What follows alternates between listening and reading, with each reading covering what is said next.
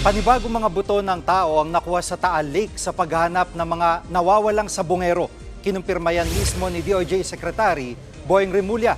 Kabilang daw dyan ang isang bungo na may mga ngipin pa. Umaasang DOJ na makakakuha ng DNA mula rito. Matatandaang 6 sa 71 butong nakuha mula sa Taal Lake ang nakumpirmang galing sa tao. Samantala, binubuo na raw ang salaysay ng bago at ikalawang testigo sa kaso. Nandun yung ngipin eh. May ngipin na kasama. Talagang makikita mo talaga reliable yung sinasabi ng ating testigo.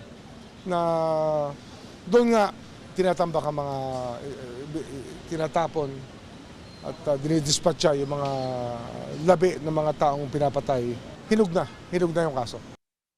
Mga kapatid, Jig Manikad po, pagdating sa mahalagang balita sa loob at labas ng bansa, dapat una sa lahat, mag-follow at mag-subscribe na sa social media pages ng News 5.